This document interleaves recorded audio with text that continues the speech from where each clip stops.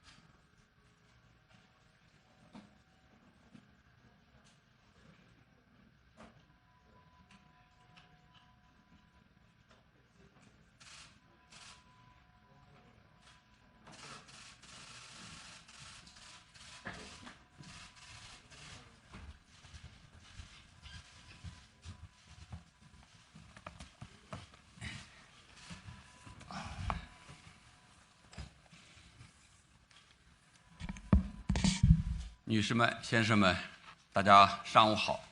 欢迎各位出席国务院新闻办新闻发布会。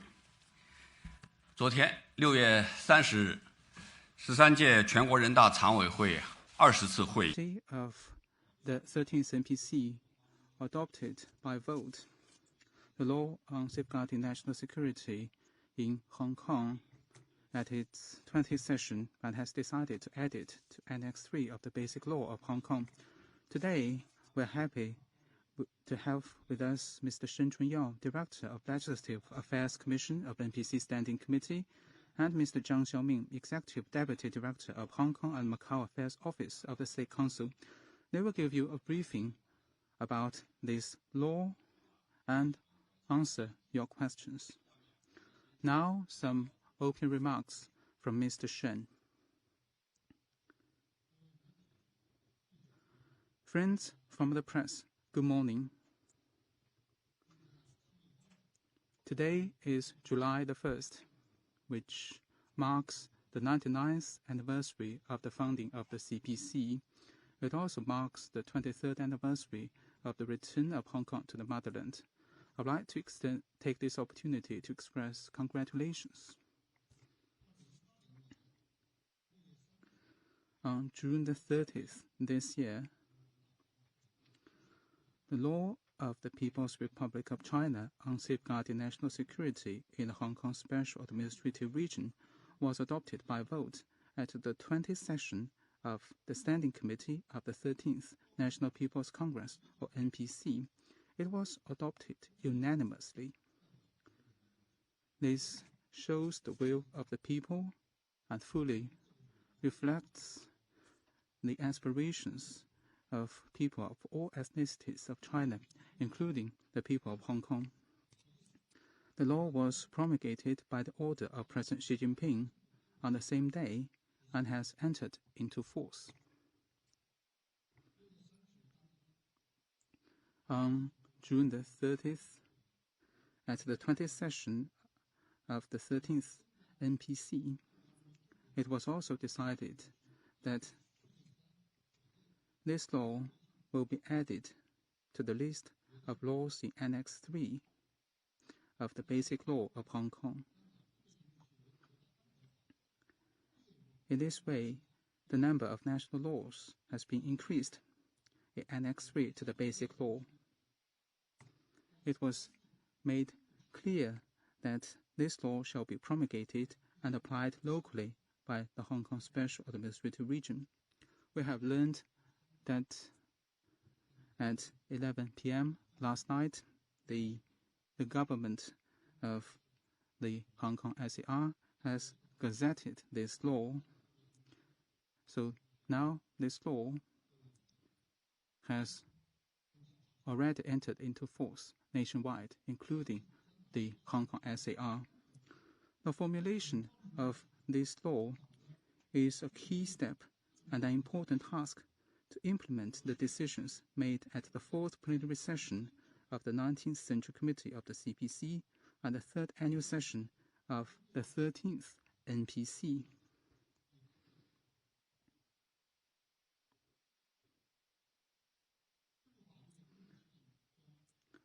This law will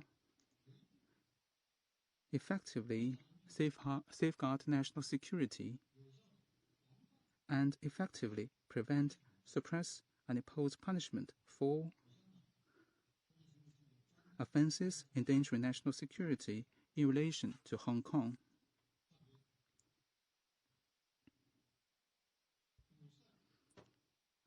It will plug the loopholes in Hong Kong's legal system and enforcement mechanisms for safeguarding national security. The promulgation and implementation of this law will be of profound and far-reaching significance for upholding and improving the system and institutions of one country, two systems under new conditions, safeguarding China's sovereignty, security, and development interests, and sustaining peace, stability, and prosperity in Hong Kong. the decision adopted by the CPC at the fourth plenary session of its 19th Central Committee on October the 31st last year highlighted the importance of upholding and improving the system and institutions of one country, two systems.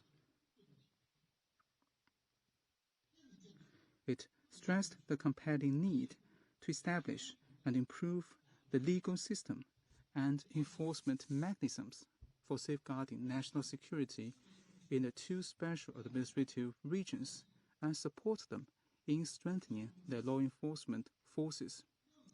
No act that attempts to challenge the policy of one country, two systems or split the country will ever be tolerated.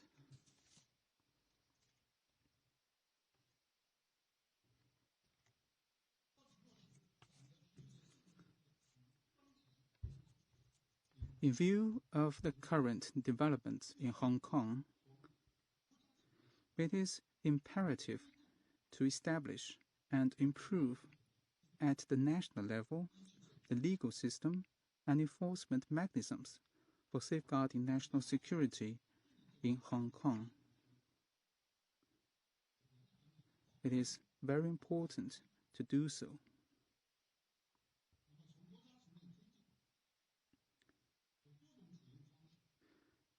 Multiple approaches could be adopted at the national level, including the decision made by the NPC and its standing committee, the formulation, revision, explanation of laws, and adding national law into Annex 3 of the Basic Law of Hong Kong. Or the central government can also issue directives. So these are the approaches that could be adopted. On the basis of making a comprehensive assessment of various factors involved, the competent central party and government departments proposed a two-step approach of decision plus legislation. I think you have already read the decision made on May the 28th. On that day, the 13th NPC adopted at its third session the decision of the National People's Congress on establishing and improving the legal system and enforcement mechanisms for safeguarding national security in the Hong Kong Special Administrative Region. This is an important systemic design made by the supreme body of China's state power to establish and improve the legal system and enforcement mechanisms for safeguarding national security in Hong Kong to address the need presented by new developments. So this is a very important systemic design. It provides the constitutional basis for formulating this law.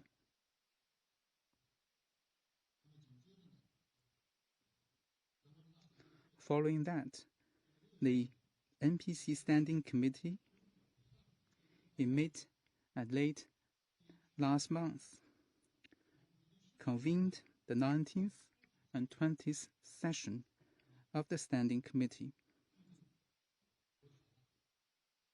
At the sessions, this law was formulated and adopted. With the promulgation and implementation of this law, the important systemic design for safeguarding national security in Hong Kong and the new conditions has been fully made through the decision of the NPC and the law enacted by its standing committee. The law on safeguarding national security in the Hong Kong SAR has 6 chapters, namely general principles, Number 2, the duties and the government bodies of the Hong Kong SAR for safeguarding national security. Number 3, offences and penalties. There are 4 types of offences endangering national security. Number 4, jurisdiction, applicable law and procedure. Number 5, Office for Safeguarding National Security of the Central People's Government in the Hong Kong SAR. And number 6, supplementary provisions. This law has 66 articles. It is a comprehensive law integrating substantive law, procedure law, and organization law. So it carries the characteristics of 3 types of laws.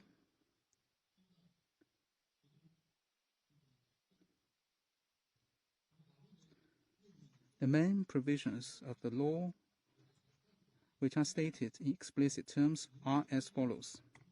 First, the Central People's Government's overarching responsibility for affairs related to national security and the Hong Kong SAR's constitutional duty to safeguard national security. Second, the important principles underlying the rule of law which should be adhered to in safeguarding national security in Hong Kong. Third, the duties and the government bodies of the Hong Kong SAR for safeguarding national security.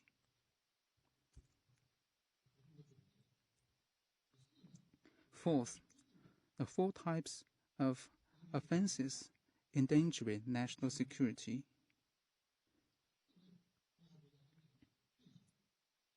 Namely, secession, subversion,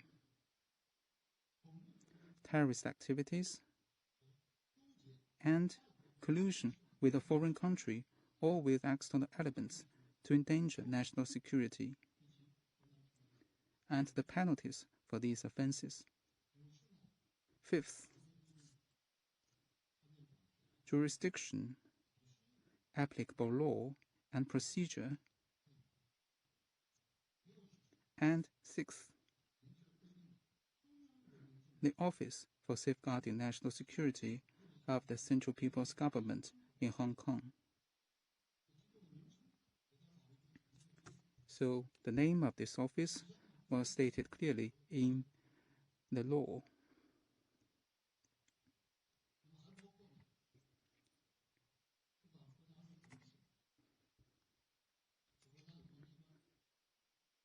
In the law, we can also see how the office exercises jurisdiction over cases on specific occasions and the procedure in this regard.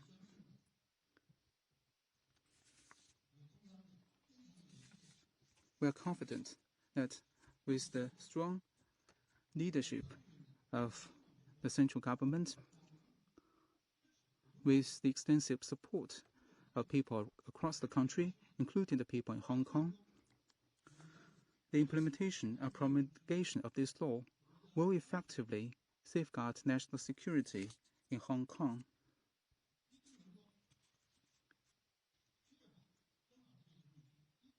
It will ensure the full and long-term implementation of the policy of one country, 2 systems in Hong Kong. That concludes my remarks. Thank you.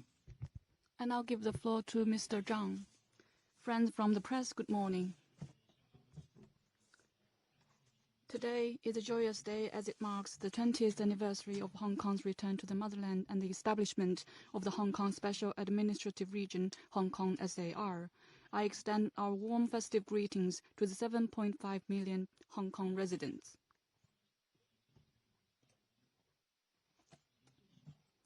You may have noticed the theme of this State Council, and that involves the number 23.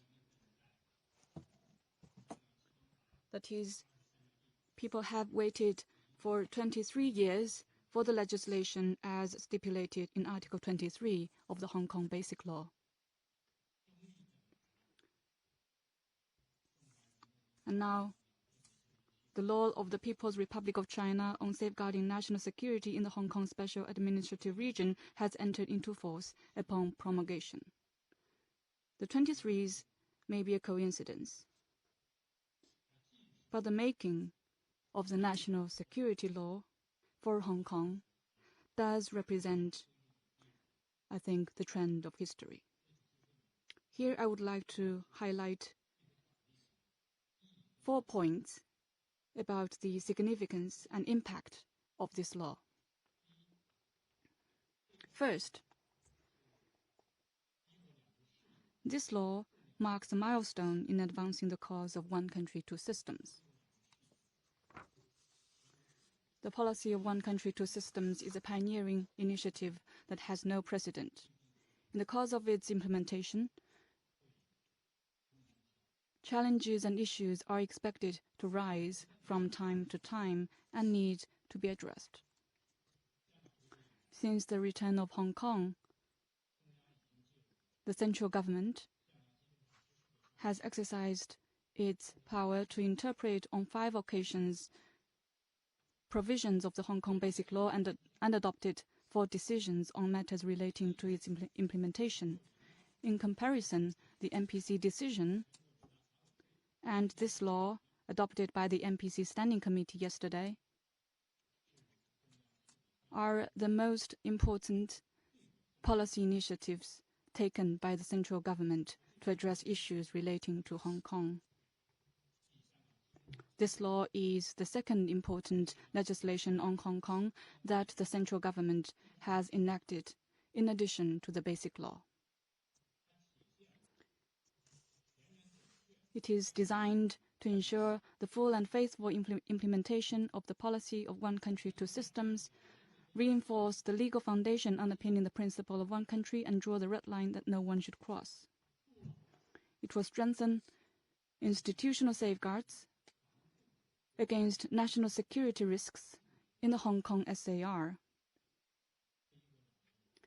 It will have a far-reaching impact on ensuring the long-term success of one country, two systems practice in Hong Kong. Second, this law is a landmark for refining the central government's policy in relation to governance of Hong Kong.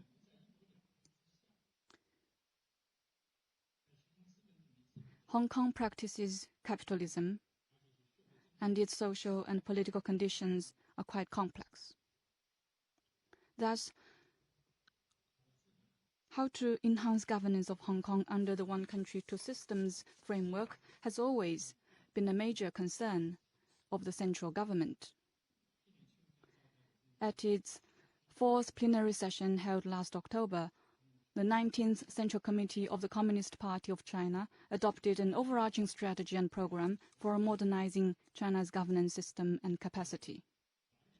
To improve the mechanisms and institutions for implementing the one country, two systems policy was placed on the national governance improvement agenda as a priority, and the enactment of this law is a significant step towards this goal. What does this law represent? I think this law demonstrates that the central government attaches greater importance to the top-level design of system for the governance of Hong Kong and to the rule of law. It shows that we will address the manifestations and root causes of problems in Hong Kong with an approach that is both firm and flexible, and that we will strengthen the central government's exercise of power over Hong Kong granted by the Constitution and the Basic Law to enhance Hong Kong's governance systems. Thus, the central government will continue to chart the course for Hong Kong's overall development, and this will surely enhance the governance of Hong Kong in the future. Third, this law will serve as a guardian of prosperity and stability in Hong Kong. Hong Kong was under British rule for over 150 years.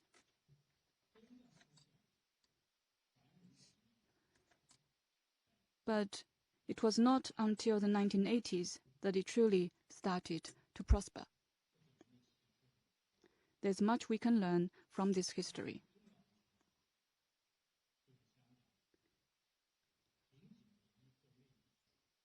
And one important thing we can learn is that thanks to the backing and support of the mainland, Hong Kong has strengthened its position as a global financial, trade and shipping center.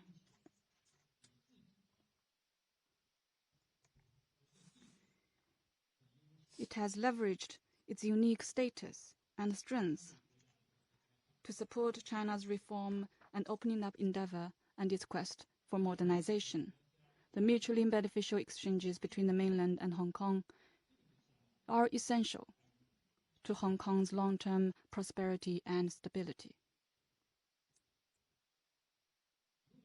Given the current situation in Hong Kong, if those in Hong Kong who defy and challenge the authority of the central government and undermine stability in Hong Kong are allowed to have their way, or even turn Hong Kong into a springboard for conducting infiltration and subversion against the mainland, Hong Kong would be the loser. There is no doubt to that. The framework of one country, two systems would be gravely undermined, and Hong Kong's prosperity and stability, as well as the well-being of its people, would go down the drains. This law will be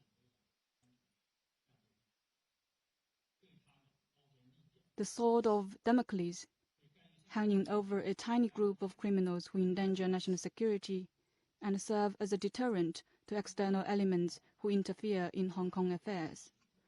This law will fully protect the rights and freedoms and the safety of their lives and property enjoyed by the vast majority of Hong Kong residents in accordance with the law, as well as the lawful rights and interests of overseas investors in Hong Kong. It will be the bedrock underpinning Hong Kong's prosperity and stability. Fourth, this law will be a turning point and put Hong Kong back on its track of development. I visited Hong Kong last week and talked to people from different sectors to seek their views on the enactment of national security legislation. I met with business leaders, professionals, school principals, and taxi drivers. And they're all very saddened by the chaos Hong Kong was plunged into by riots last June. They were filled with fear. They told me that some people in Hong Kong want to emigrate, not because of others, but because they are scared by violence committed by black-clad mobs and they see no future. A member of the Legislative Council told me that a good friend of his, already started to apply for immigration to Singapore. It was almost done. But when he learned that the central government was formulating a law for safeguarding national security in the Hong Kong Special Administrative Region,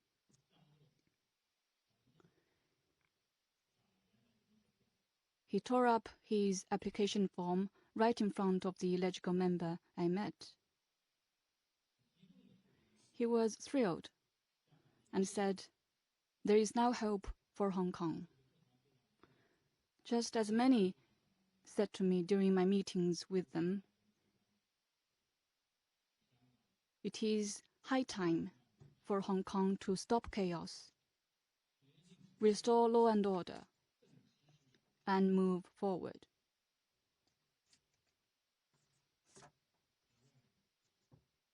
I believe This law is indeed designed to reverse the course. And as I put it, this law will bring tranquility to Hong Kong.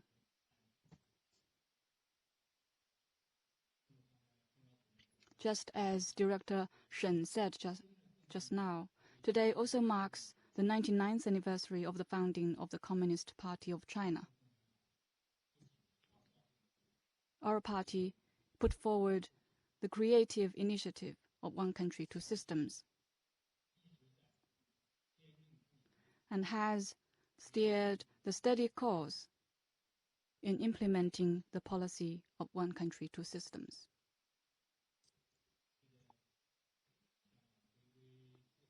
After the return of Hong Kong, I still remember some people wanted to leave Hong Kong, and there were multiple capital flights from the city.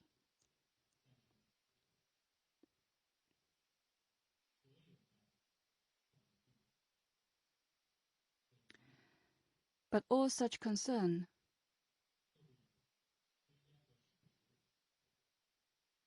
has been proved unfounded.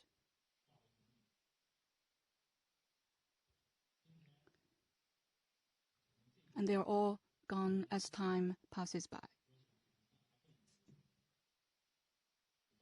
Now that the law for safeguarding national security in Hong Kong has been passed, some people may have doubts about this law, and they are unsure whether they should support it. This is quite normal. But I am confident that what will happen will again dispel possible concerns.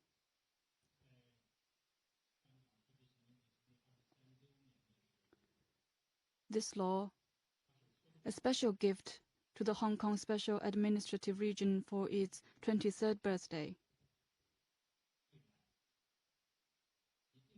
will surely prove its worth and value over time.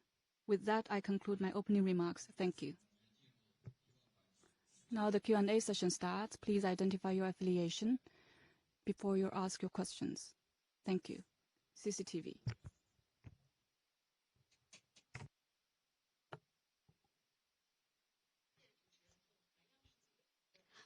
With CCTV, it took only 1 month for the NPC Standing Committee to complete the legislation on national security in Hong Kong and has added the law to Annex 3 of the Basic Law. Can you brief us more about the legislation procedure? Have the relevant parties in Hong Kong SAR been solicited for opinions in the process?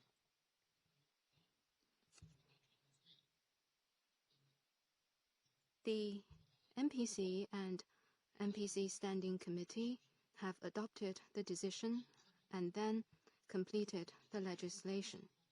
As you said in your question, it took only about 1 month for the two things to be done. It was in a short period of time that the two things have been completed.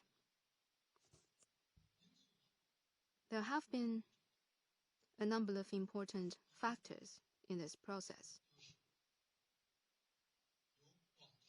First, there has been broad-based call for the legislation.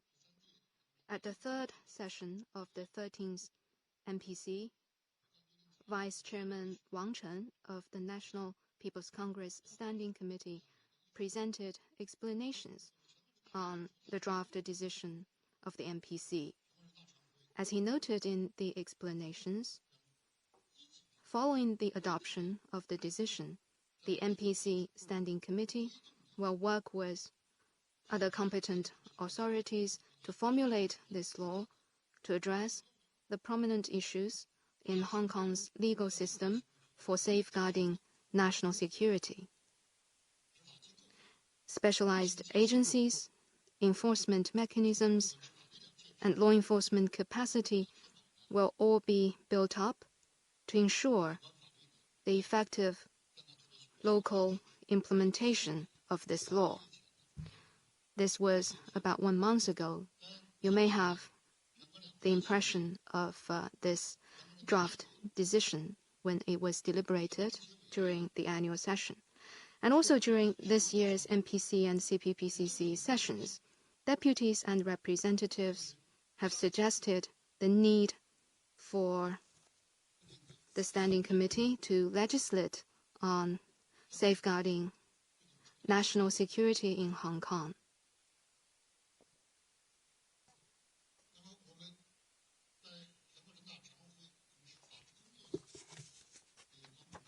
The Legislative Affairs Committee and other relevant committees of the MPC Standing Committee have received letters or other forms of requirement for legislating in this regard. And the work report of the MPC Standing Committee, as approved at the MPC annual session, also sets out that the committee shall advance the legislation in accordance with law and at a faster pace.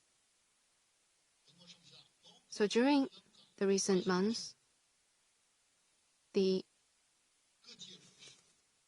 relevant sectors across the country, including those in Hong Kong SAR, have voiced their hope for this legislation. So this is the first factor, the broad-based consensus and the call for this legislation. Secondly, it is well-funded in terms of the procedure of the work. We have decided to take a decision plus legislation approach. This is the approach we have adopted to proceed with the work. The Central Party and government departments have carefully studied various factors and have decided to take this approach. In other words, when the MPC was preparing for the adoption of the decision on the national security legislation for Hong Kong, the drafting process was also put on the agenda. So the two steps are closely connected.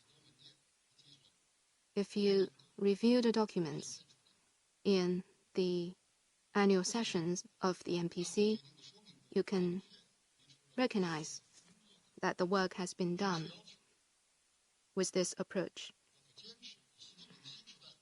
The overall requirements include uphold the guiding principles of the Xi Jinping thought on socialism with Chinese characteristics, the guidelines of the second, third, and fourth plenary sessions of the 19th CPC Central Committee. It has been made clear that these important principles should all be upheld.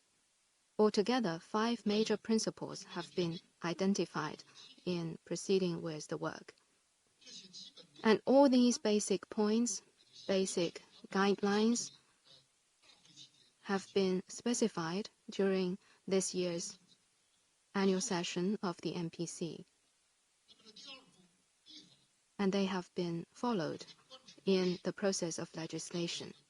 And the second step, that is the legislation itself, it is a key link in implementing the decision of the MPC adopted at the annual session. It also is in keeping with the guidance of the third session of the 13th National People's Congress. In this legislation, every work has been conducted in full compliance with these guidelines. So the message is, when we started the first step, we already started preparing for the second step. A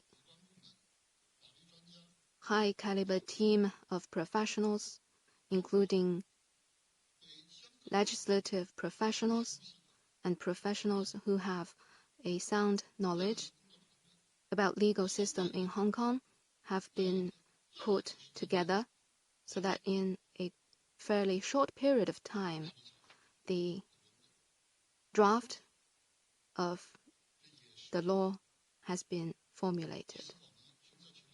It was also a process of brainstorming and collecting the professional expertise from various aspects. I would also like to mention that in this very process, there have been the following important points in the timeline. The first one is before the taking shape of the draft, we solicited views from a broad basis, and when there is the draft, we have also resorted to multiple ways and channels to collect people's views and opinions. And during the deliberation process, the Standing Committee members have also solicited views widely. Comrades of the Central Party and government leadership and the relevant departments have listened to views and suggestions from Hong Kong SAR via multiple ways and channels, both in Beijing and in Hong Kong, and also in Shenzhen. The relevant sessions have been held to collect views.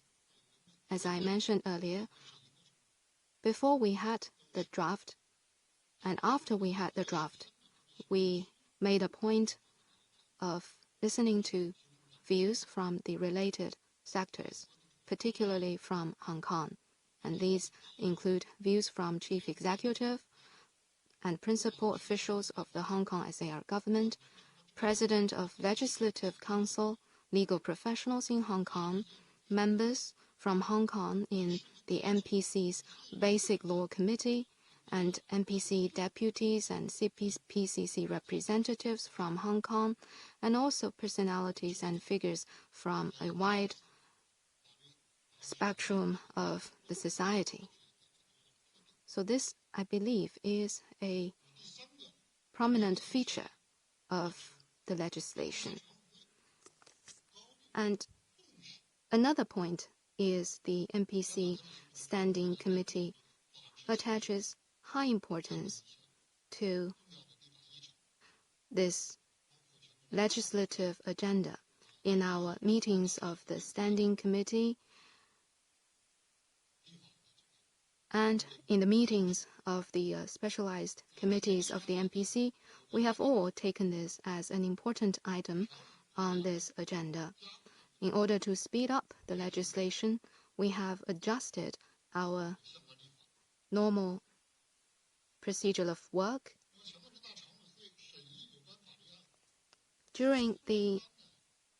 For the deliberation of the Standing Committee on a bill, it usually takes 3 readings, but sometimes it can be 2 readings or just 1 reading. Based on Article 30 of China's law on legislation, if there is majority approval, a bill can be sent to the vote after the 2nd reading in the Standing Committee. Therefore, as for this new law, it has been read at the 19th and 20th meetings of the Standing Committee of the MPC. In addition,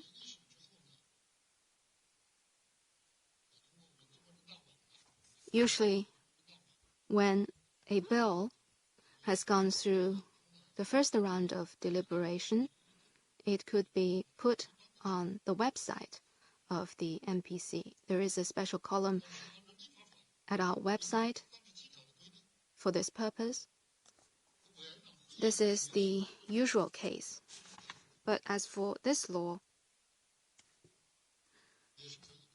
during the deliberation of the Standing Committee, it was based on Article 37 of China's Law on Legislation that NPC chairman decided to solicit views by using multiple channels rather than direct public disclosure. Given the sensitivity of this law, and also on the basis of the aforementioned article of China's Law on Legislation, the NPC chairman decided that we are going to use multiple channels to solicit the views from the related parties instead of adopting the usual practice of direct public disclosure. And also, the Standing Committee has reached out to a number of central party and government departments, and also the Standing Committee of National People's Congresses in provinces, autonomous regions, and cities geographically close to Hong Kong.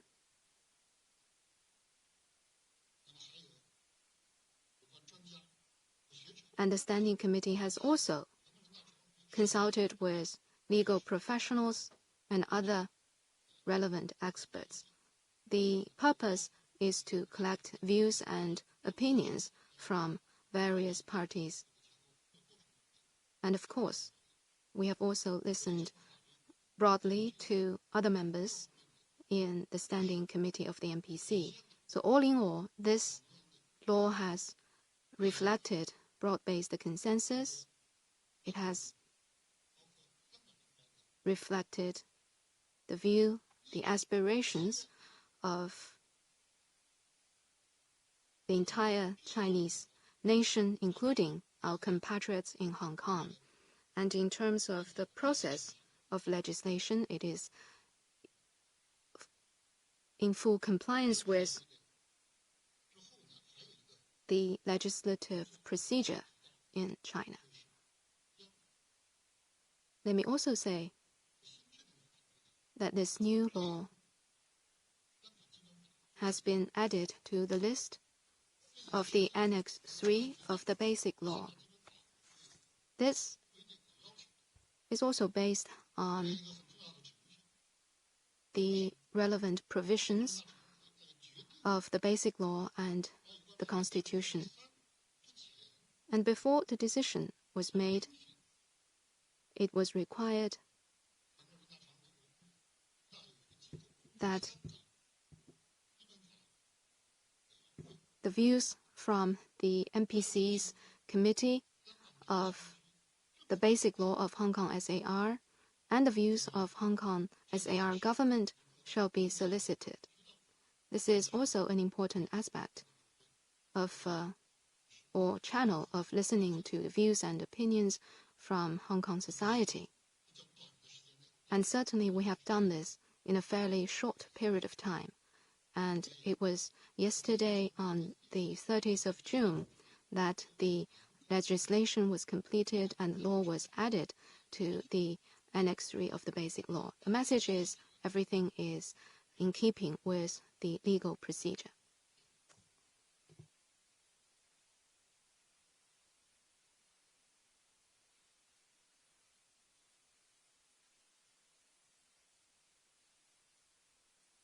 TAS.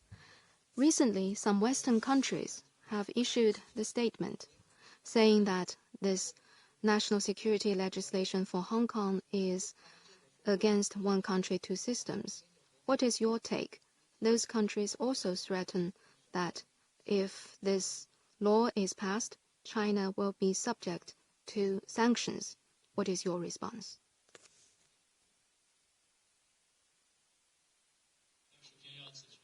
The first thing I want to say that this national security law is completely in keeping with one country, two systems. It is a perfect combination of adhering to the one country prerequisite and respecting the differences between the two systems. it is a perfect combination. The law is established to uphold the one country, two systems. It doesn't overstep the framework of the one country, two systems. Its impact is also clear. It will contribute to the stable and long-term implementation of the one country, two systems. Some of the recent happenings in Hong Kong reflect a deviation from the right track of one country, two systems, even to the extent of challenging the policy of one country, two systems. And this new law, to some extent, is to pull things back to the right track.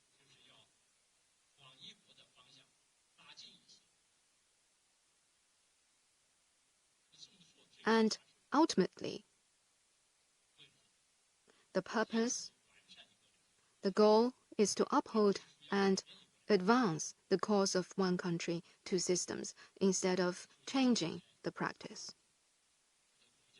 I have noticed that in recent days, some political figures of some countries are making unwarranted accusations against us. They say that China is to seek one country, one system. But if we were to seek one country, one system, things would have been much simpler. We could have applied China's criminal law, criminal procedure law, and national security law directly in Hong Kong. And why would we bother so much to make a special law particularly and solely for the Hong Kong SAR? I think a key question here is whether one understands the one country, two systems fully and faithfully. The central government has repeatedly stressed the importance of fully and faithfully understanding and implementing the one country, two systems. This is because some in Hong Kong and somewhere else in the world, they're using one country, two systems for ill motives. Every time when the central government exercises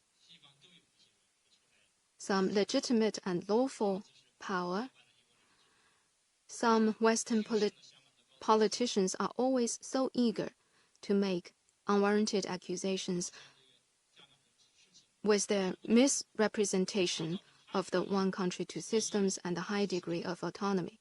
In their view, the central government of China must keep out of Hong Kong's affairs, and they themselves can point fingers.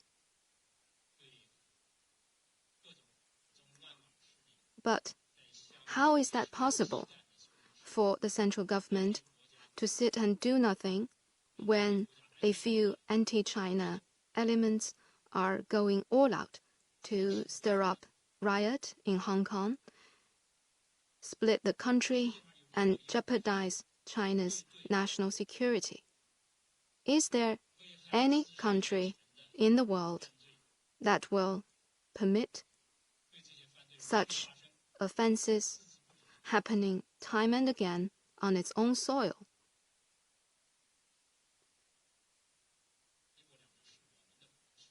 The one country, two systems is our state policy. No one understands better than us the true essence of the one country, two systems. No one cares more than us about the one country, two systems.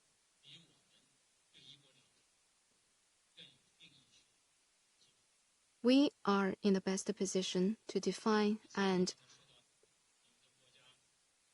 interpret the one country, two systems. As you mentioned in your question, that some countries are threatening us with sanctions, I would say this is the logic of bandits. What we have formulated is a law for safeguarding national security in an administrative region of China. This is purely China's domestic affairs.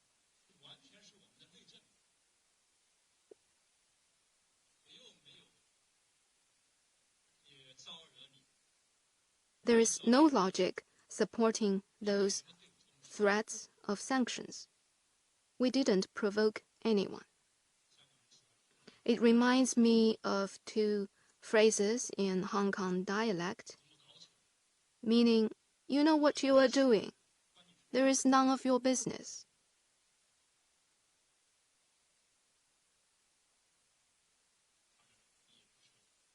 I must say that we Chinese will not be scared by anyone.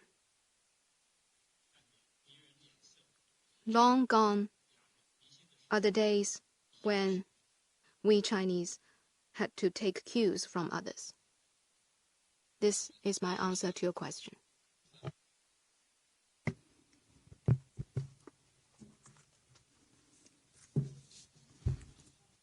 With Xingtao Daily, the Hong Kong society is watching closely the law enforcement power and jurisdiction over relevant cases. My question is the Office for Safeguarding National Security of the Central People's Government in Hong Kong an office set up by central government departments according to Article 22 of the Basic Law and according to Article 60 of the National Security Law? The acts performed in the course according to Article 60 of the Law on Safeguarding National Security in Hong Kong, the acts performed in the course of duty by the Office for Safeguarding National Security in Hong Kong shall not be subject to the jurisdiction of the Hong Kong SAR. What does this mean?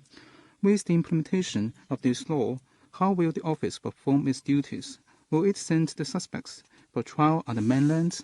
Will the law on safeguarding national security in Hong Kong apply, or will the law on the mainland apply?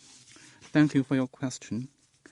The central government has the power and the responsibility to take all necessary measures to safeguard national security, including in formulating laws, setting up jurisdictions, and improving mechanisms. This is the basis for us to consider how to handle some specific matters.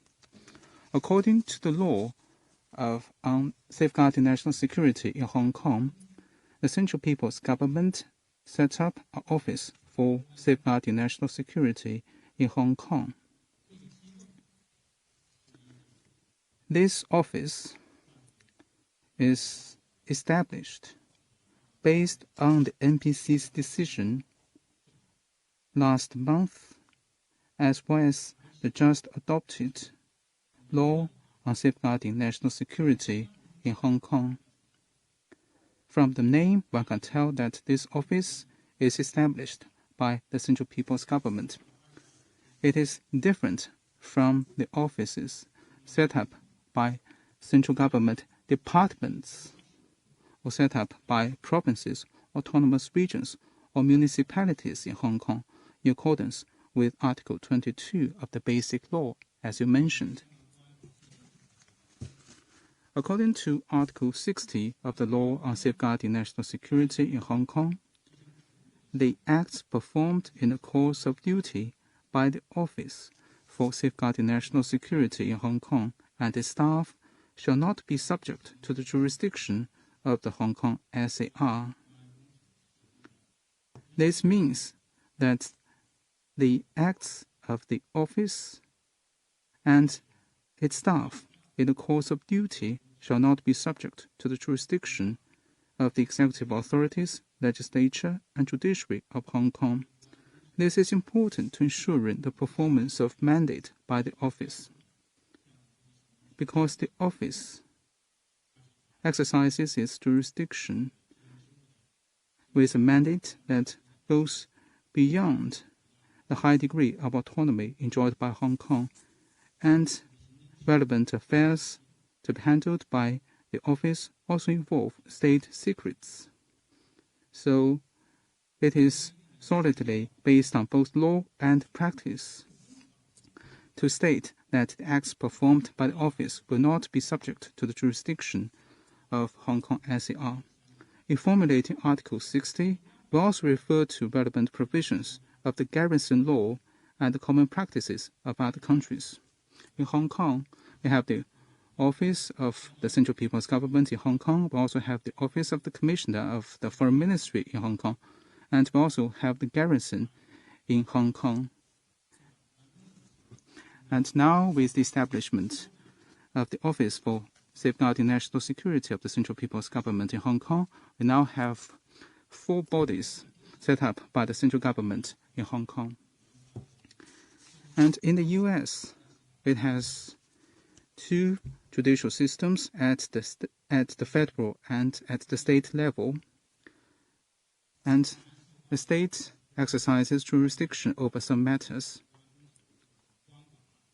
But this does not mean that the Office for Safeguarding National Security in Hong Kong is subject to no one's jurisdiction. The law on safeguarding national security in Hong Kong has strict provisions on the enforcement procedures and supervision mechanisms of the Office for Safeguarding National Security in Hong Kong. It raised multiple questions, actually 4 or 5 of them. One question concerns the law enforcement of the office.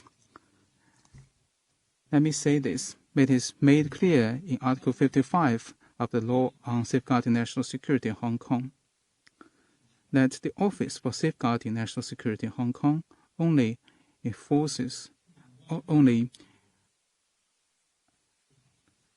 exercises jurisdiction on 3 specific occasions.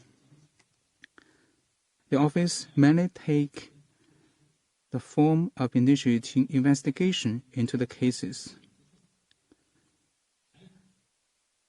They may arrest suspects upon the approval of designated procuratorate.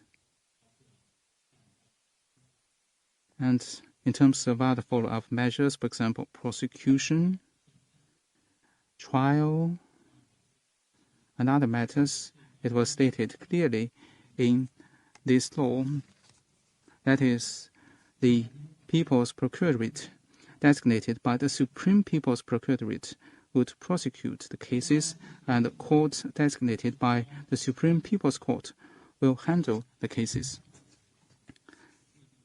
The arrangement is made because the legal system on the mainland is different from that in Hong Kong.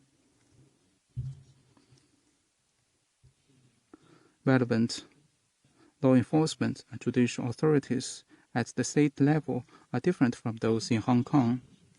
They should and must perform their duties in accordance with their respective laws. It is impossible to ask Hong Kong police or prosecutors of the Department of Justice to enforce laws of the mainland or vice versa. That won't work, because that would easily create problems related to jurisdiction and application of law.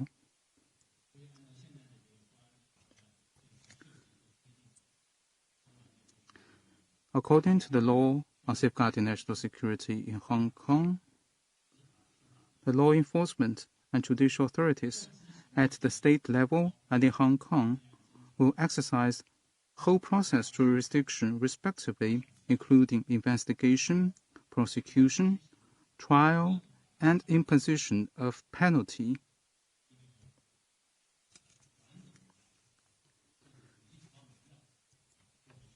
So in this way, there will be whole process jurisdiction respectively for the authorities at the state level and in Hong Kong. In this way, relevant authorities can have clearly defined duties and jurisdictions. They can also complement each other, coordinate with each other, and support each other.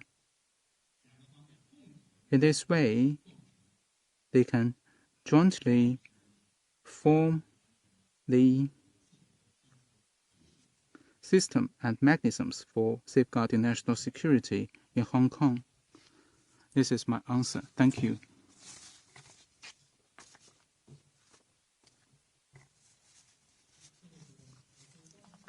Thank you. With Weimin Daily, we know that the name of this law is the Law of the People's Republic of China on safeguarding national security in the Hong Kong Special Administrative Region. The content of the law is not limited to the Hong Kong SAR. My question is, what is the meaning of safeguarding national security in Hong Kong? The important expression, safeguarding national security in Hong Kong, is the key word. At the fourth plenary session of the 19th CPC Central Committee, it was made clear that it is important to establish and improve the legal system and enforcement mechanisms for safeguarding national security in the SARs. Later, the focus has been placed on Hong Kong. This year, at the third session of the 13th NPC, a decision was adopted.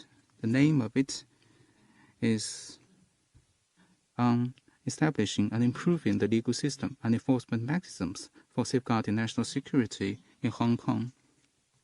So in this way, it is clearly proposed that relevant work will be advanced at the state level. The just adopted law on safeguarding national security in Hong Kong, as you mentioned,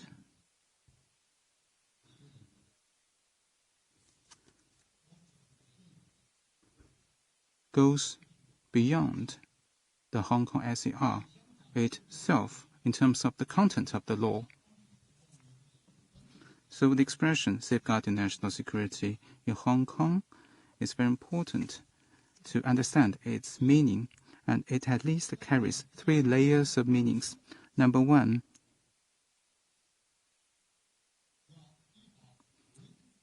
the work and activities for safeguarding national security by the Hong Kong SAR itself. This is clearly stated in the decision and in the just passed law. The executive authorities, legislature, and judiciary of the Hong Kong SAR shall effectively perform their duty for safeguarding national security in accordance with this law and other laws. This is the first layer of the meaning of the expression. That is, the duty to be assumed by the Hong Kong SAR itself. It must take the primary responsibility in this regard. Number two, the work and activities for safeguarding national security within the Hong Kong SAR.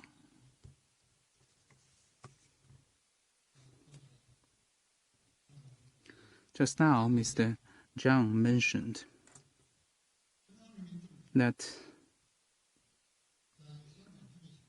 the Central People's Government shall establish in the Hong Kong SAR an Office for Safeguarding National Security, and the name of the office is the Office for Safeguarding National Security of the Central People's Government in Hong Kong. And other offices set up by the Central People's Government also in Hong Kong also carries responsibility for safeguarding national security. So together with those offices, this new office will also perform its mandate for safeguarding national security in Hong Kong. And the third layer of the meaning is that the work and activities for safeguarding national security relating to the Hong Kong SAR. The Central People's Government has an overarching responsibility for national security affairs relating to Hong Kong.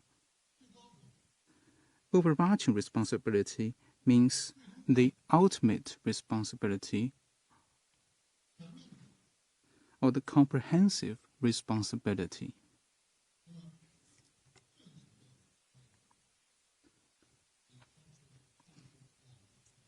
So this layer of meaning goes beyond the previous two layers of meanings, and relevant activities and work is very important. The central authorities and the Central People's Government has an overarching responsibility for national security affairs relating to Hong Kong. So these are the three layers of meanings of the expression safeguarding national security in Hong Kong. In the 6 chapters of the law, there are very clear provisions. For example, in Chapter 2, it clearly states the duty and government bodies of the SAR, and in Chapter 5, the Office for Safeguarding National Security in Hong Kong shall be established. So generally speaking, the expression carries broad meaning. This is my answer to your question. Thank you.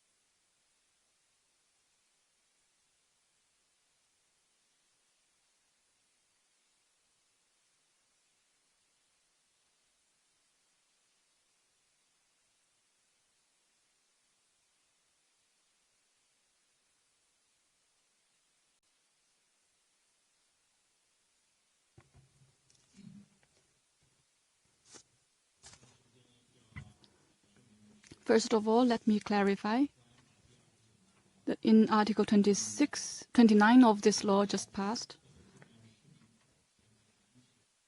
collusion with a foreign country or with external elements to endanger national security is different from common external connections and exchanges. Common, normal external connections and exchanges are not a crime by no means, because some in Hong Kong don't understand what the word collusion means. Well, collusion is a concept used in the criminal law of the PRC, and there are similar provisions in the criminal laws of other countries.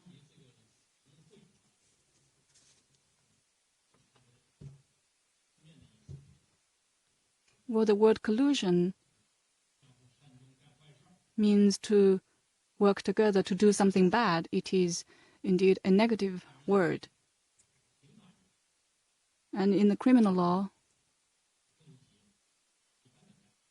collusion is not about doing some petty bad things. It is about doing criminal acts. In Article 29 of the National Security Law for Hong Kong,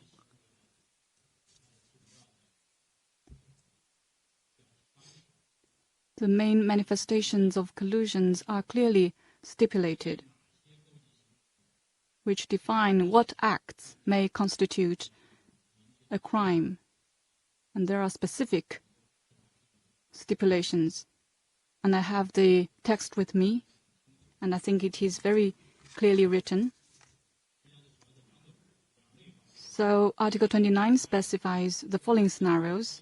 The first is to steal, spy, obtain with payment, or unlawfully provide state secrets or intelligence concerning national security for a foreign country or an institution, organization, or individual outside the mainland, Hong Kong, and Macau of the People's Republic of China.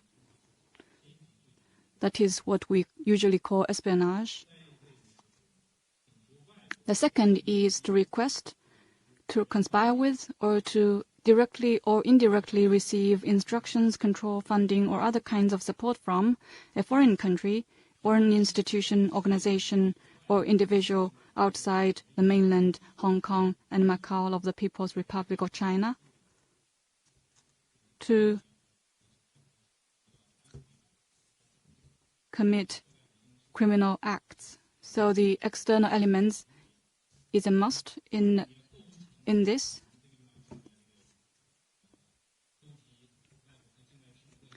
But here what we say is that there are other elements are needed to constitute such an offense. For example, a criminal intent to endanger national security. For example, through such collusion, one has to commit criminal acts specified in the article in the national security law. So it has to be linked with those acts. And you also mentioned, the journalist mentioned the meaning of inciting hatred. First of all, I want to say that inciting hatred as an offense is something we copied from legislation of Hong Kong. In the laws in force of the Hong Kong SAR, there is a crimes ordinance. In Article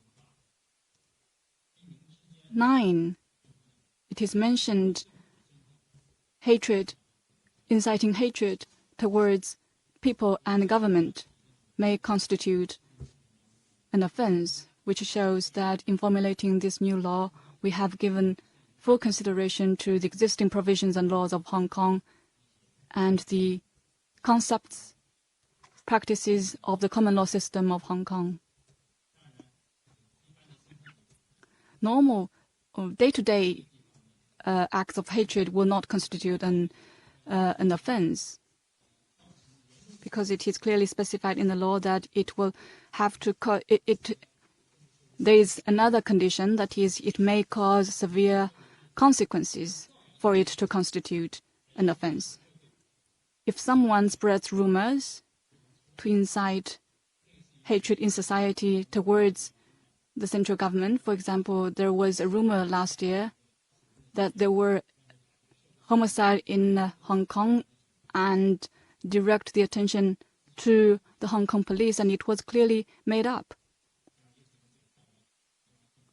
It is possible that this rumor was targeted at the central government and it has caused serious consequences, and that act may constitute such an offense.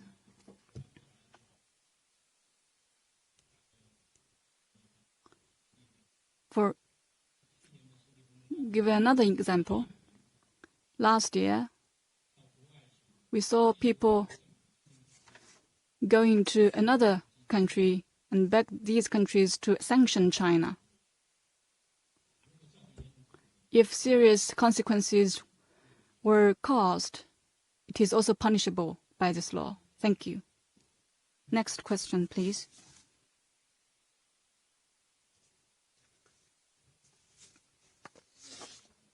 Thank you.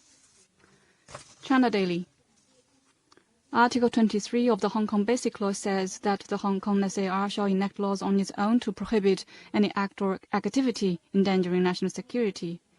My question is, now that the NPC Standing Committee has enacted this new law, does Hong Kong still need to enact the Article 23 legislation?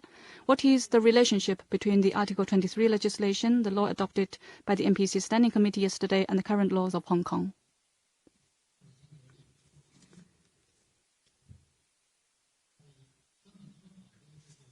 In the Basic Law of Hong Kong, there is an Article 23.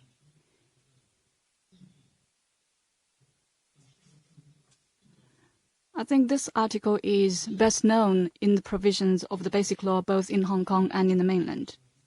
The National People's Congress has made the decision, and the NPC Standing Committee has formulated this new law for safeguarding national security in Hong Kong, and people are paying a lot of attention to the Article 23 legislation.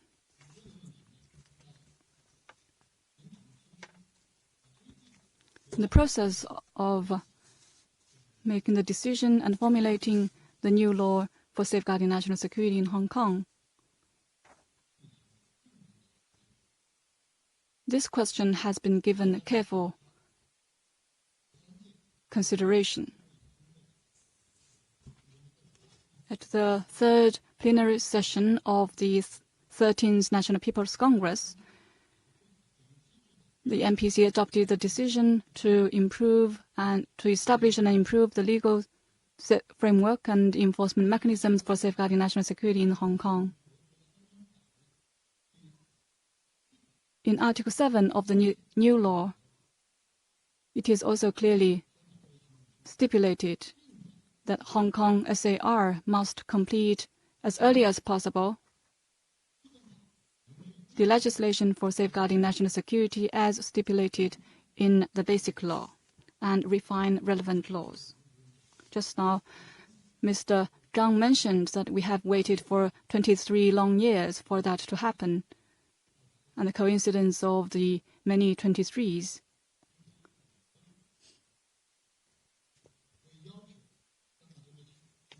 It is stipulated that Hong Kong SAR must complete this legislation. This is clearly provided for in the law.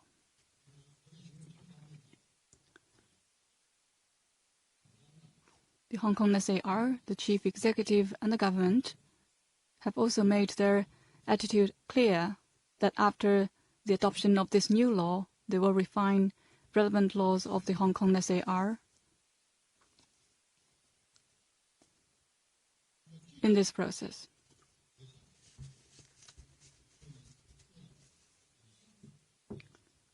To be more specific,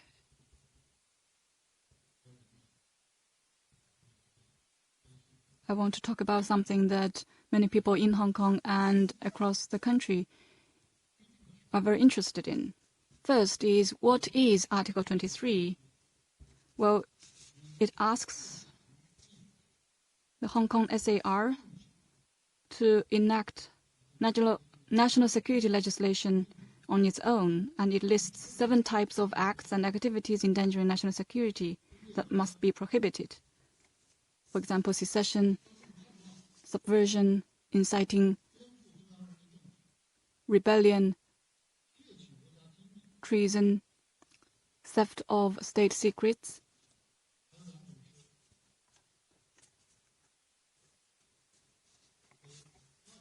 and there are other 2 acts that are related to political organizations or bodies from foreign countries.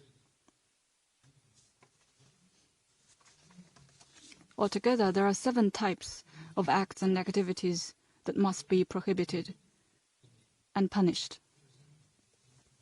That is the requirement of Article 23 of the Basic Law. The MPC decision contains an Article 6, which authorizes the MPC Standing Committee to formulate a law for safeguarding national security in Hong Kong to effectively prevent, suppress, and impose punishment for 4 types of offenses endangering national security.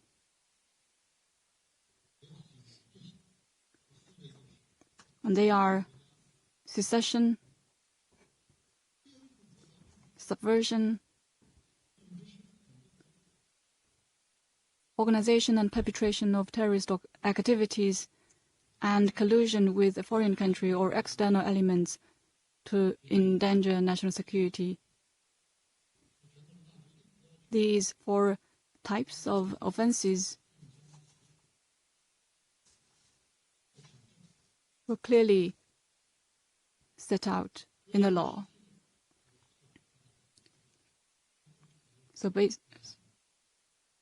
And between the Article 23 of the Basic Law and the new law just passed, there is an overlap, that is secession and subversion.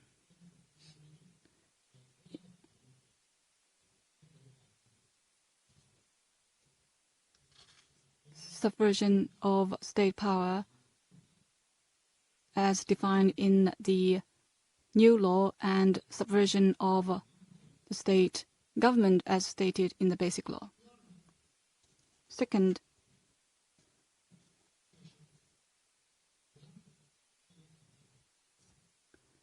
the Article 23 and this new law are also quite different, you can tell from the texts published. This new law for safeguarding national security in Hong Kong specifies the 4 types of offenses endangering national security. In addition to that, it also includes other important provisions. It is mentioned just now that it is a law integrating substantive law, procedural law, and organization law. Its contents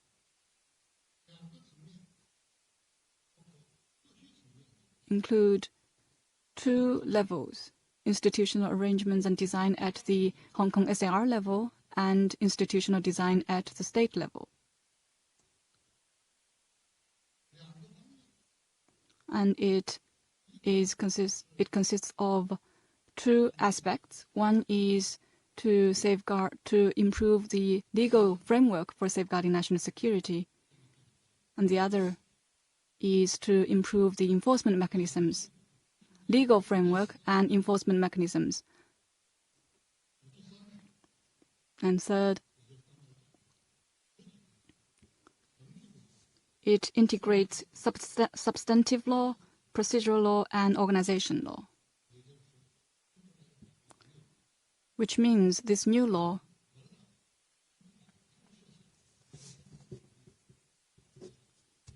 is much broader than what is specified in the Basic Law in terms of Article 23.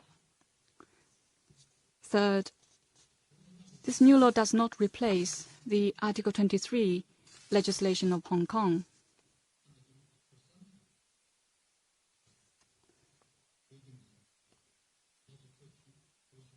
So the government of the Hong Kong SAR's duty to enact its own legislation for safeguarding national security is not replaced by this new law for safeguarding national security in Hong Kong adopted by the MPC Standing Committee.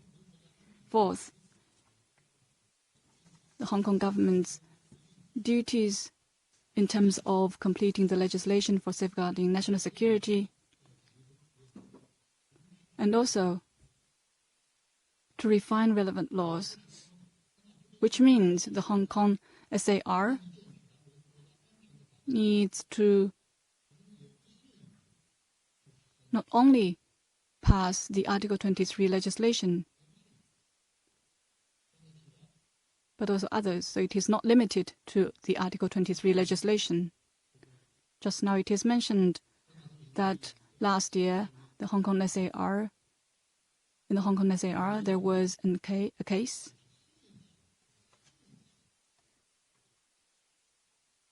according to the Societies Ordinance currently in force in Hong Kong, and also the Crimes Ordinance in Hong Kong, and other Official Secrets Ordinance and other local laws relating to national security.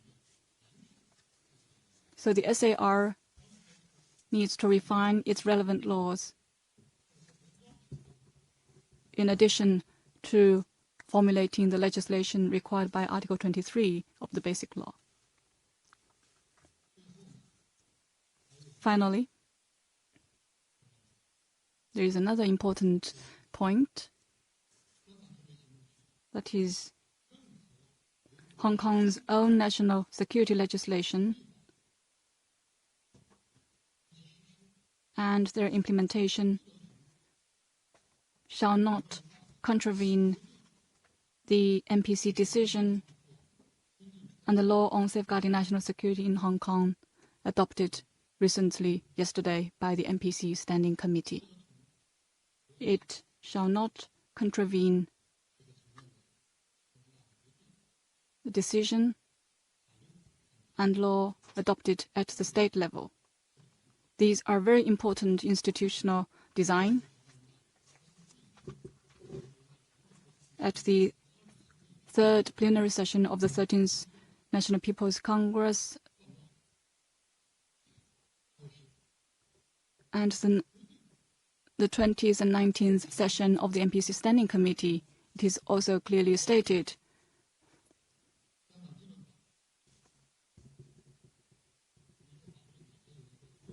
This new law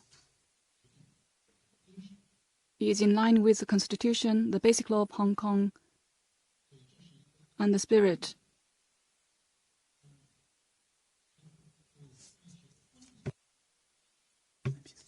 of the NPC decision. This is a very important institutional arrangement, and I am sure it will be implemented effectively. Thank you. Next question, please.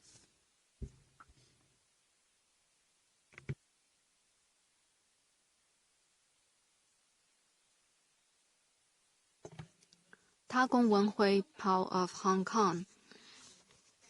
It is said in this new law that a resident of the region who stands for election or assumes public office shall confirm in writing or take an oath to uphold the basic law of the Hong Kong SAR of the People's Republic of China and swear allegiance to the Hong Kong SAR of the People's Republic of China.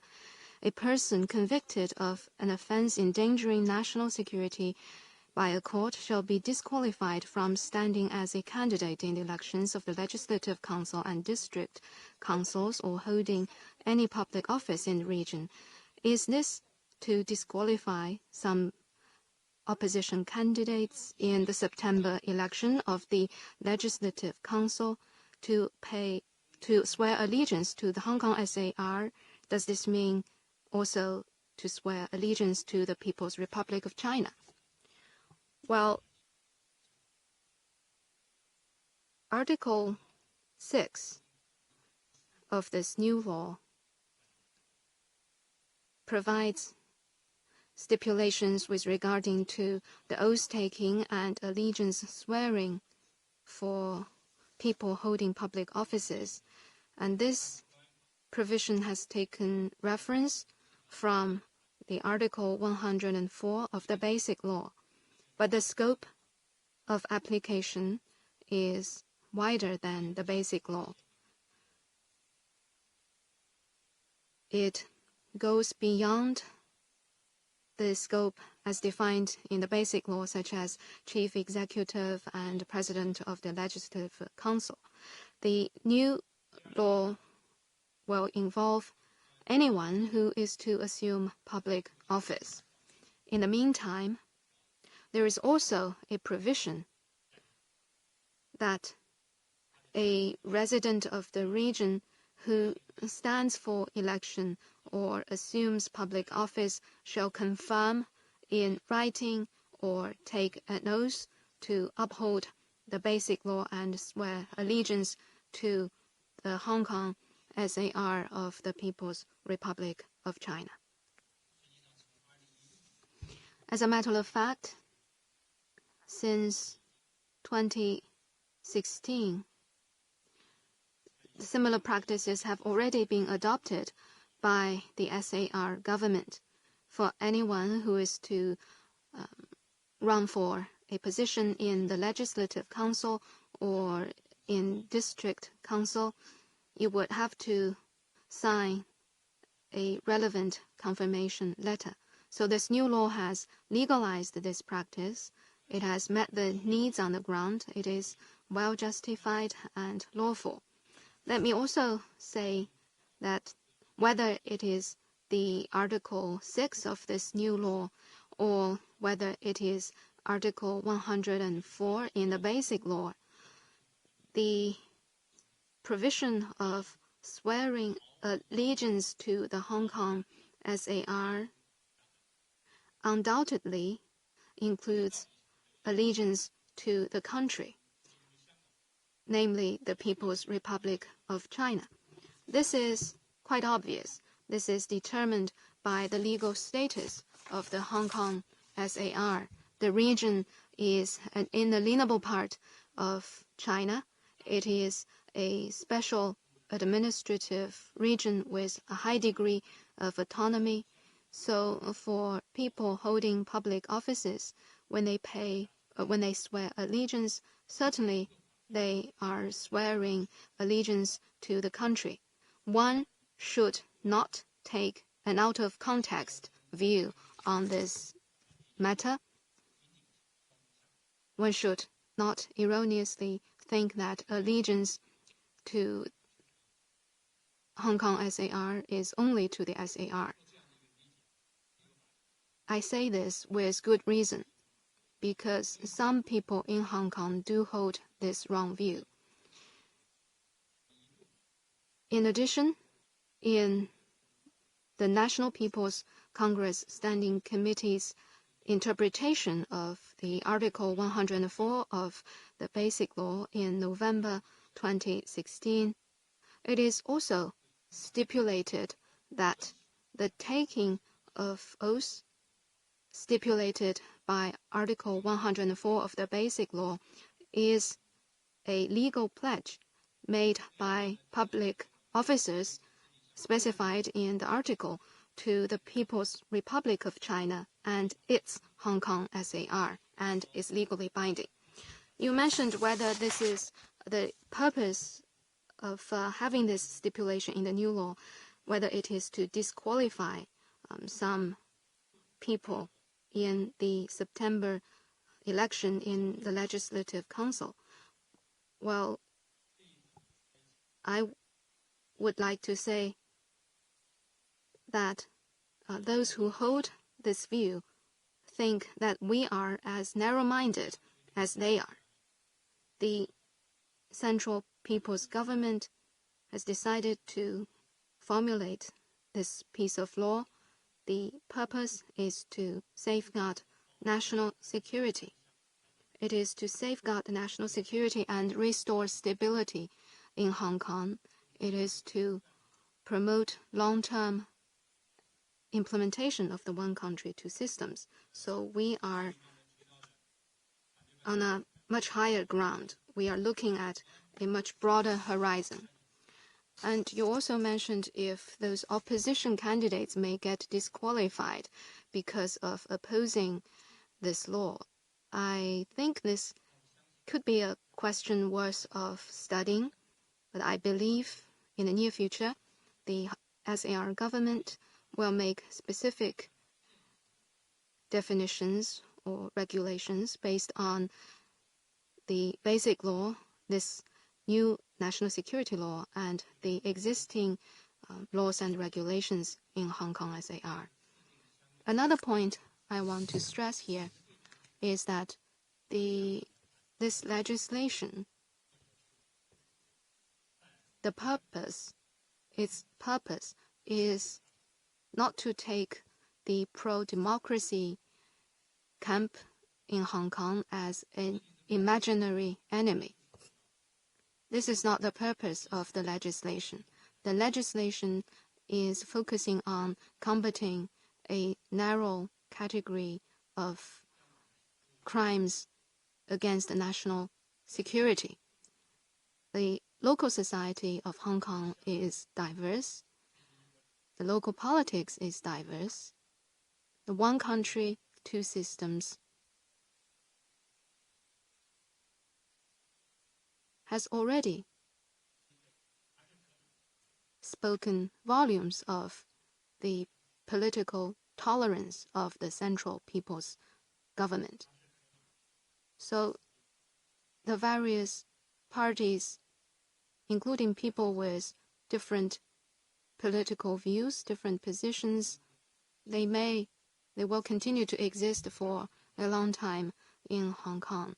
As Comrade Deng Xiaoping once said, the opposition, you can say bad things or criticize the Communist Party of China, but you should not use this as a pretext to do things against China, against our national security, and use this as a pretext to turn Hong Kong into a safe haven of anti-China forces. We are adopting one country, two systems. We have the socialist system, and we understand that the capitalist system has its own rules of politics, but there are always some red lines. There are always some basic principles, and these basic principles shall not be breached. This is true in any society. So the oppositions in Hong Kong, I hope they could do some self-reflection and do some self-adjustment.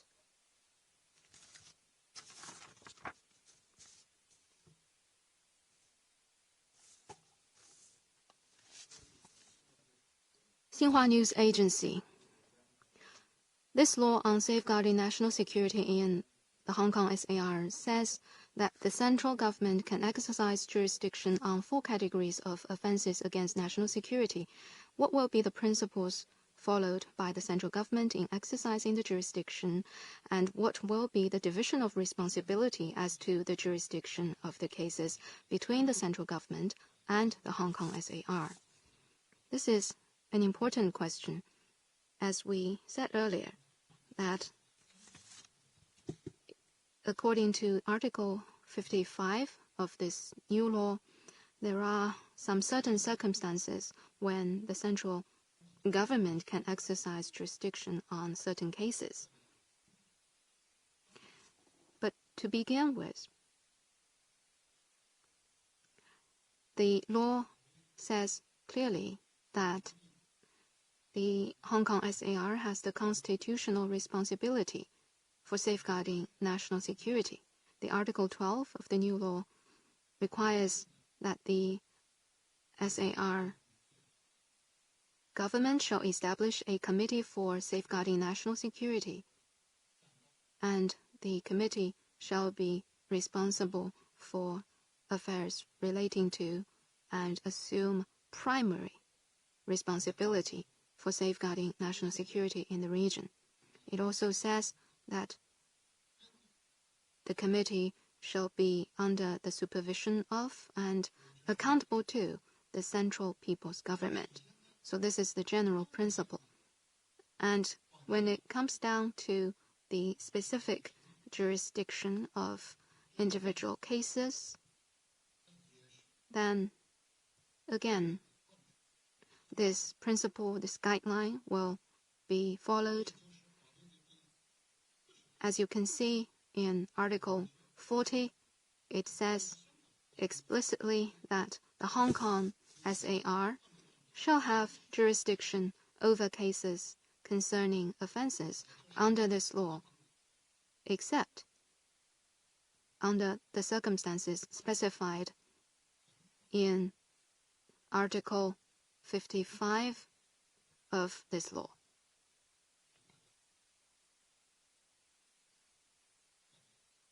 And then certainly you will turn the page to Article 55. The Article 55 specifies the certain circumstances that the Office for Safeguarding National Security of the Central People's Government in Hong Kong SAR to exercise jurisdiction over certain cases. And the cases shall be as follows. First, the case is complex due to the involvement of a foreign country or external elements, thus making it difficult for the region to exercise jurisdiction over the case. So this is the scenario 1. And scenario 2.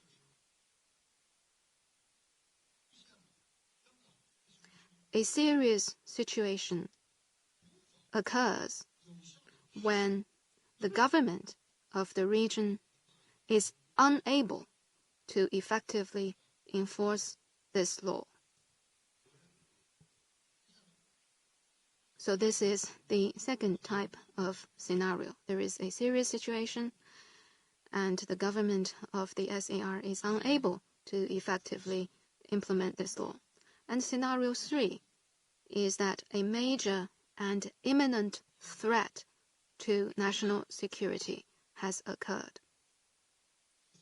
So these are the 3 circumstances under which the office is to exercise jurisdiction. So you can see that these circumstances are specified, and to be honest, we don't hope to see any of them. Certainly, we don't want to see a serious situation or a major or imminent threat to national security. But since it is about designing a legal system, we have to take into account all types of eventualities. And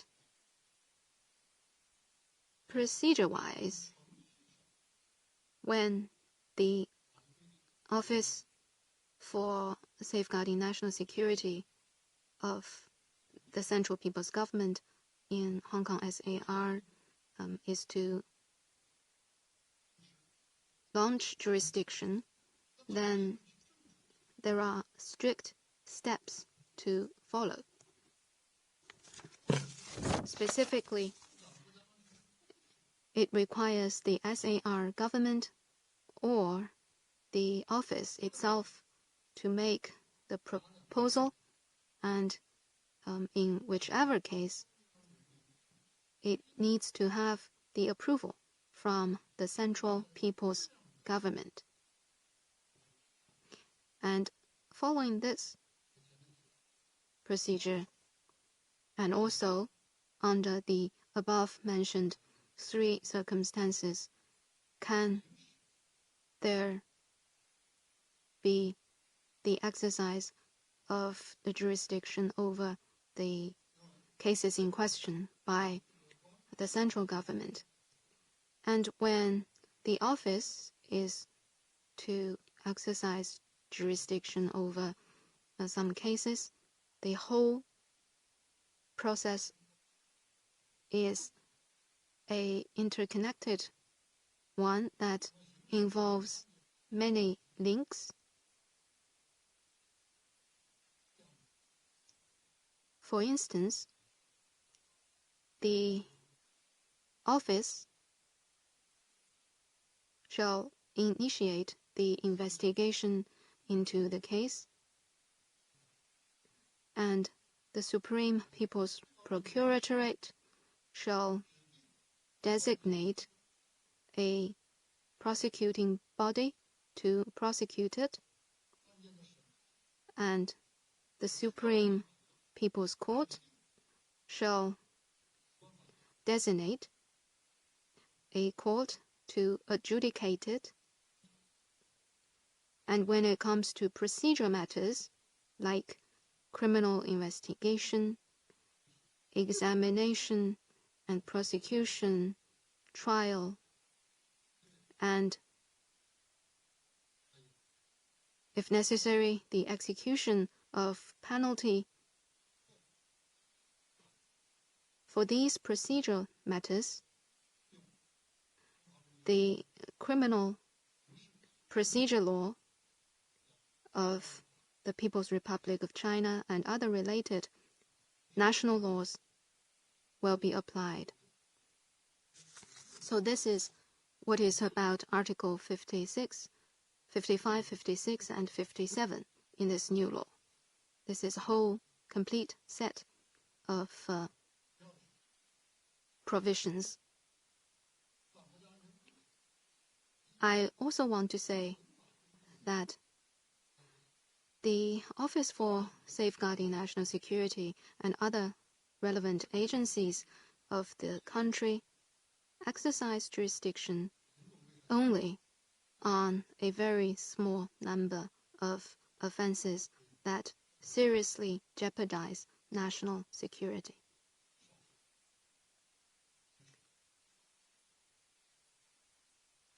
Although it will involve or concern only a very small number of people, we have to include this scenario or this arrangement in designing a legal system.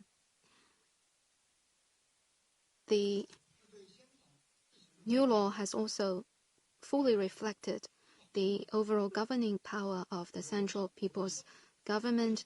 It will help support and strengthen the law enforcement and judicial work of the Hong Kong SAR in safeguarding national security, it will contribute to preventing the scenarios that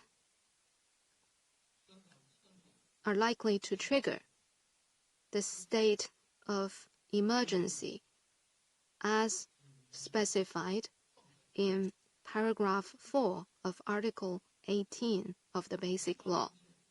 Once such state of emergency occurs, it is indeed very serious situation. You can check about this in Article 18 of the Basic Law of the Hong Kong SAR. And in this national security law, the related provisions, as I mentioned in my answer to your question, can actually help forestall such scenarios.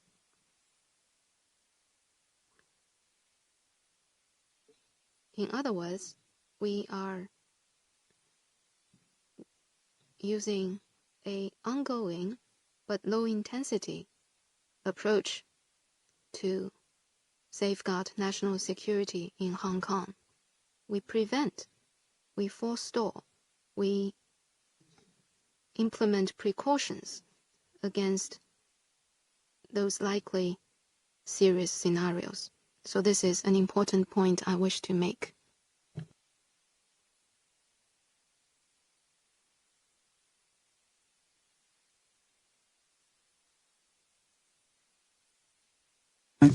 With the times, what measures will be taken in this new law to ensure the judicial independence of Hong Kong?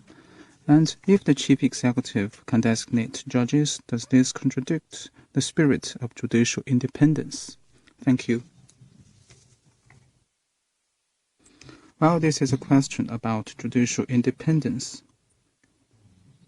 According to China's constitution,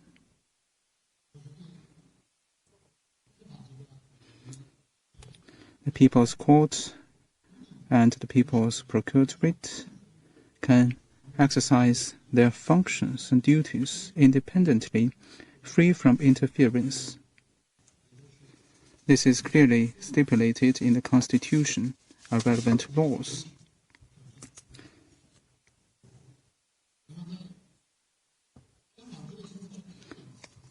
In the Basic Law of Hong Kong, there are also very clear provisions on this point. Some people are watching closely judicial independence, and it is stated in Article 88 of the Basic Law that the courts in Hong Kong can try cases independently, free from interference, and their duties will not be held to account in the course of the performance of their duties.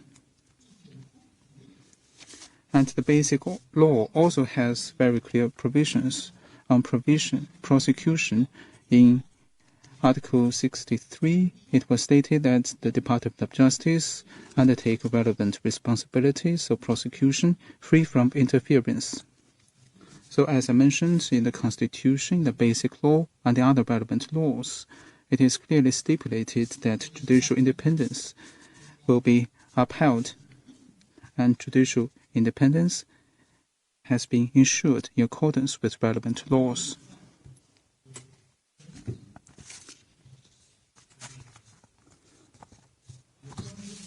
It was mentioned that concerning the judges that will try the cases concerning offense endangering national security, we have made some rules in this new law. That is, the chief executive shall designate some judges from the magistrates, from the judges of the district court, the judges of the court of first instance,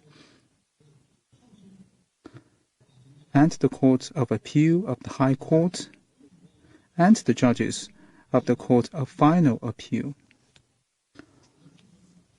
And Such designated judges will be responsible for trying cases concerning offense endangering national security. And you can find relevant provisions in Article 44.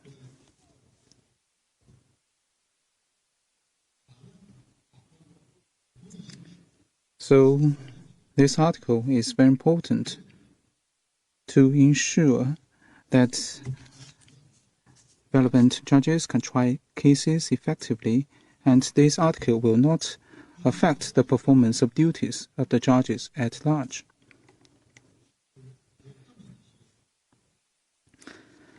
The system of designated judges has the following meanings. Number 1, the chief executive shall designate a group or a number of judges from incumbent judges. Number 2,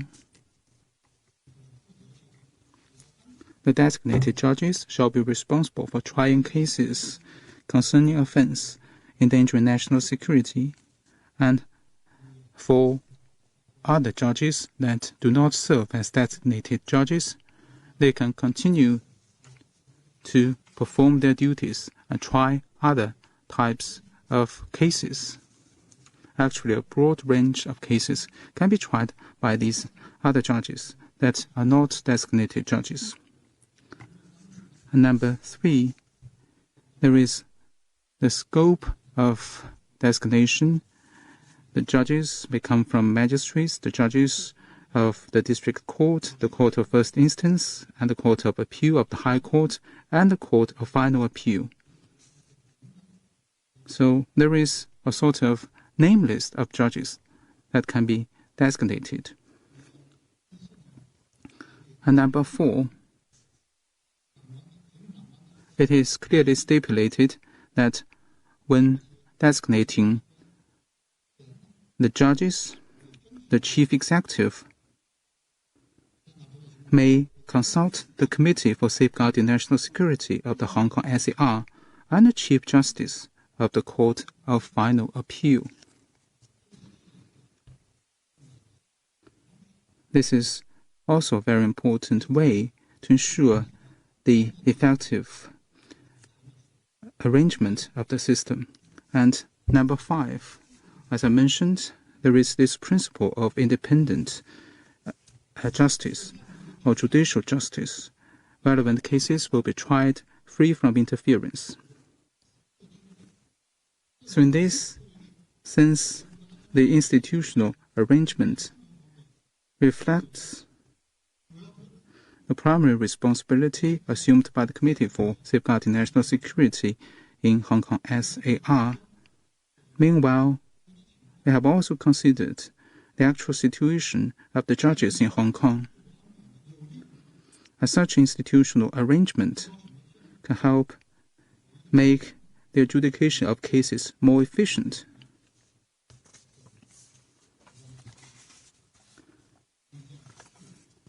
And the designated judges may be more experienced and more professional in trying the cases concerning offense endangering national security, and with a certain name list of designated judges, they can apply consistent standards in trying relevant cases.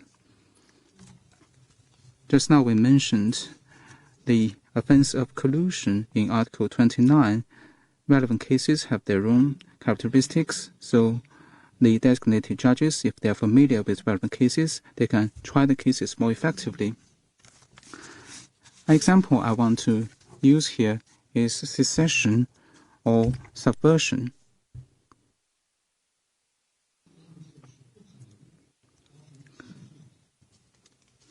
Such cases would not produce a real effect, because if the country would be seceded or subverted, then what kind of crime would be prosecuted?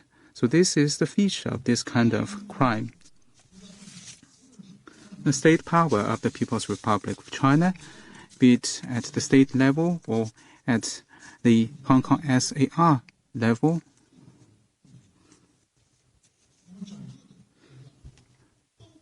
the whole country, the whole state, will never tolerate any acts of secession or subversion. So this is the feature of this kind of offenses. We can never allow such cases to produce an effect. So how to identify the elements of the crimes? This requires analysis based on the characteristics of these offenses. So if we have some designated judges who are more familiar with the situation, the conditions, the elements, then they can try the cases more effectively. This is my answer to your question. Thank you.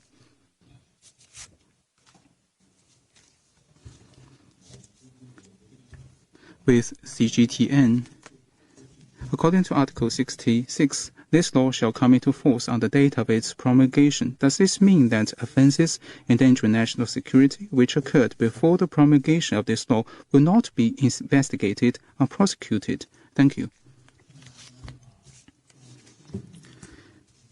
Well, in terms of retroactivity, this law is consistent with the general principle of laws in force in the world. It doesn't have retroactive effect. This is very clear. This shows that this new law follows the modern principles of law. Meanwhile, let me point out that the laws in force in Hong Kong, including, as I mentioned, the Crimes Ordinance, the Societies Ordinance, Public Order Ordinance, and Official Secrets Ordinance. In these laws in force in Hong Kong, they have some provisions related to the acts and activities concerning offenses endangering national security. Provisions of these laws should be applied to punish acts endangering national security that occurred before the entry into force of this law. According to Article 8 of the new law, it is stipulated that in order to safeguard national security effectively, the law enforcement and judicial authorities of Hong Kong shall fully enforce this law and the laws in force in Hong Kong concerning the prevention of, suppression of, and imposition of punishment for acts and activities endangering national security. This shows that the laws in force can be applied to punish offenses endangering national security that happened in the past. The law enforcement and judicial authorities need to take their statutory duty to do this.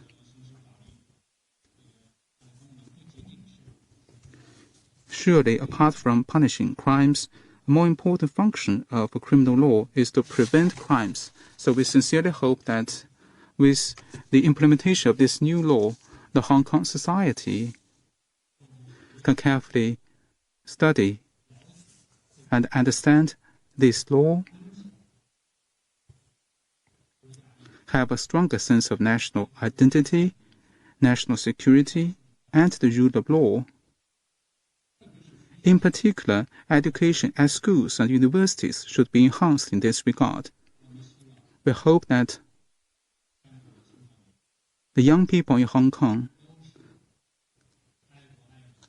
can all be patriotic, love the country, love Hong Kong, abide by the law. We hope that all of them can have a bright future. Thank you. The conference has lasted for a long time, but still I see many hands. So I suggest we have 2 more questions. First, Phoenix TV. Phoenix TV. This law has taken effect. People are interested in the question that is, while preventing, suppressing, and imposing punishment for acts endangering national security, will this law restrict the rights and freedoms of Hong Kong residents, and will it be in conflict with relevant international covenants and human rights-related laws of Hong Kong? Respecting and protecting human rights.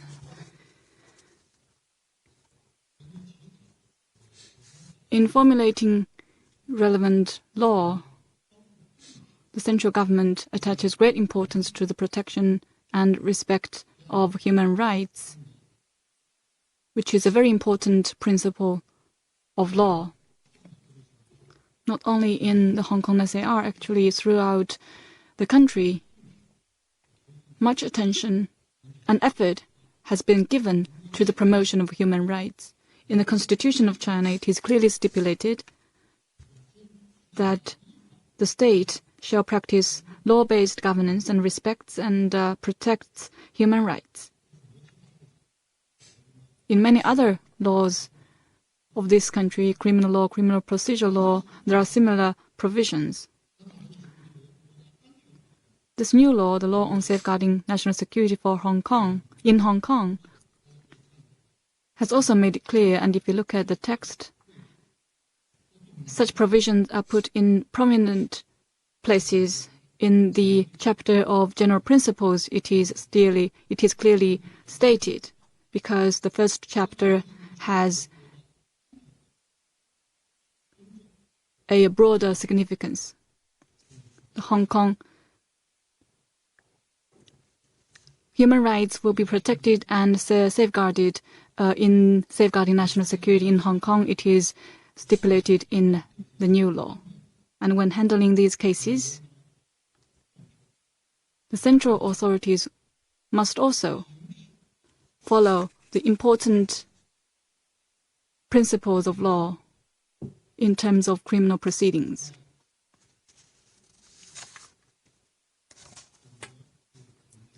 These are all clearly specified in General Provisions chapter. For example, the principle of legality, or one shall not be prosecuted or punished if his act does not constitute an offense under the law.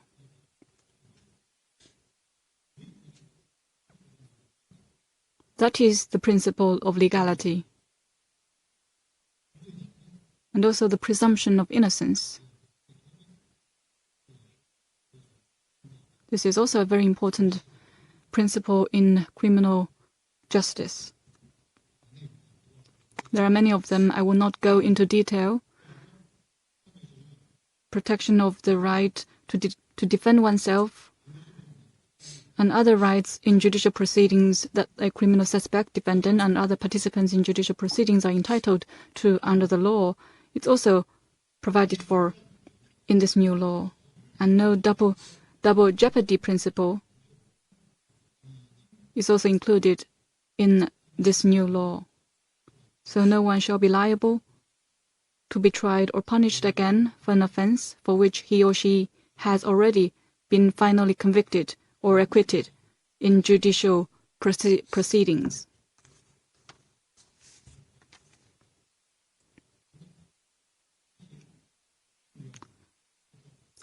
These important principles are provided by the first chapter of this law, and the protection of human rights is not limited to criminal procedure laws. There are also clear provisions that states that the state protects the lawful rights and freedoms the residents of the Hong Kong SAR enjoy under the Basic Law and the two well-known international covenants, the International Covenant on Civil and Political Rights and the International Covenant on Economic, Social and Cultural Rights, as applied to Hong Kong.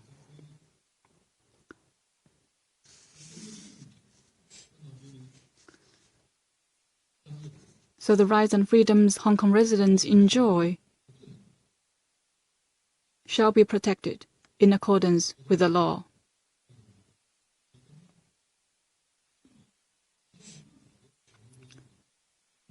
These provisions of the new law are in line with those in the Basic Law. So it's not limited to criminal procedural matters. Freedom of speech, publication, assembly, and demonstration, these are all the rights and freedoms protected by both the Basic Law and the Law on Safeguarding National Security in the Hong Kong SAR.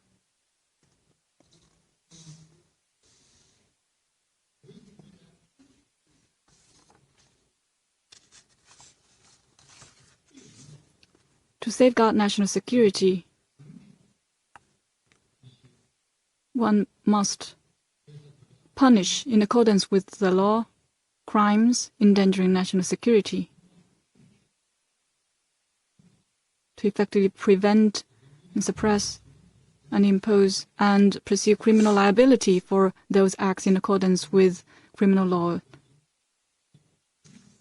So, in this process, many people are concerned about those rights and freedoms.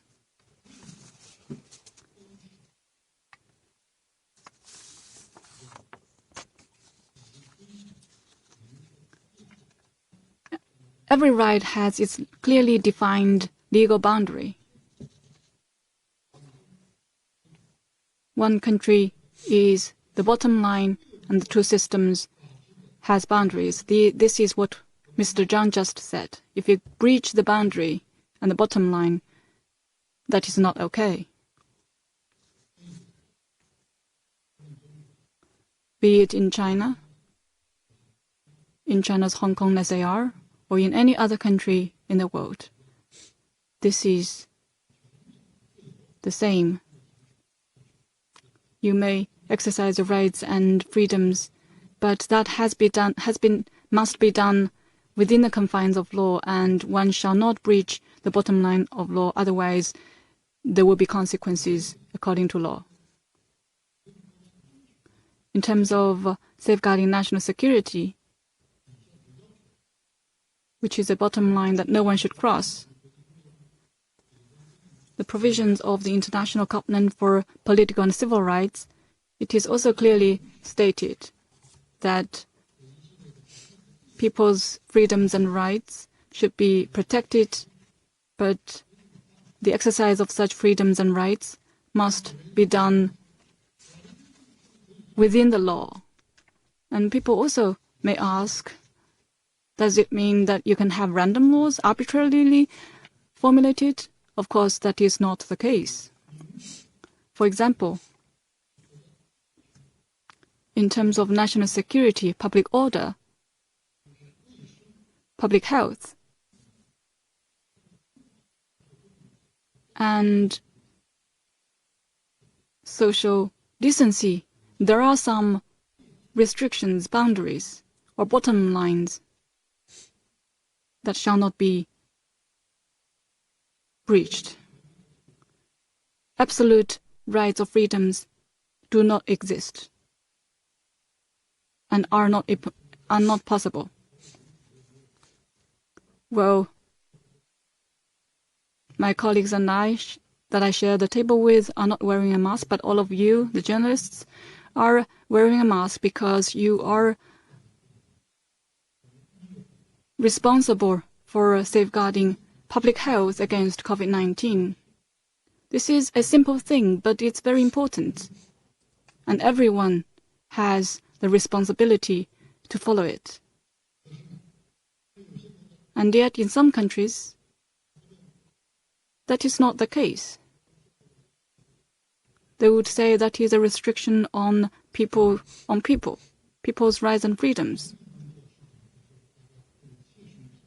All of us have a deep feeling or have a clear understanding of what public health is about through this epidemic. Public order also creates a boundary for those rights and freedoms, and situation may vary in different countries. And just now Mr. Zhang mentioned, for example, in the United States, people have the right to have a gun, but in other countries it may not be the case. The Civil Code recently introduced at the third plenary session of the 13th MPC.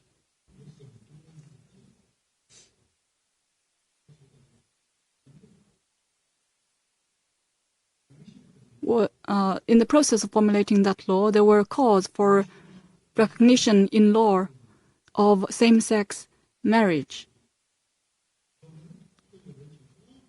People may say that in some country or in some places, same-sex marriage is legalized. But coming back to the point I just made, there are boundaries to rights and freedoms wherever you are. And in China's Hong Kong SAR, there are boundaries and bottom lines for the purpose of safeguarding national security. In order to better safeguard national security, human rights must be respected and protected. In order to protect and respect human rights, national security has to be safeguarded. These two are actually serving the same and one purpose. Last question, please.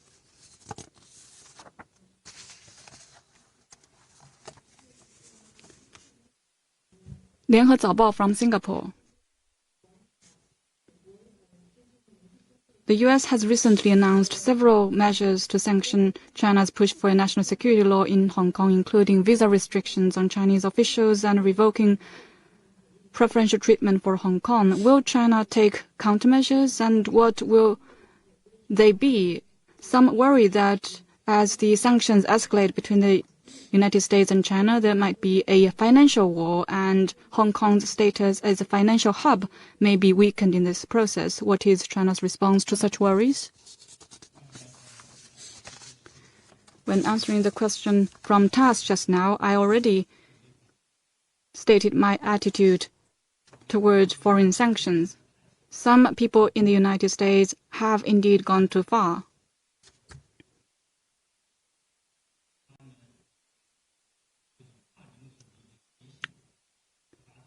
If you engage in yet another round of bullying, if they think there isn't enough of a mess domestically, if they just don't care that sanctions actually may bring more loss to them than to the sanctioned, if they want to make this as an opportunity to shift its own crisis and pass the buck, then they can have a try.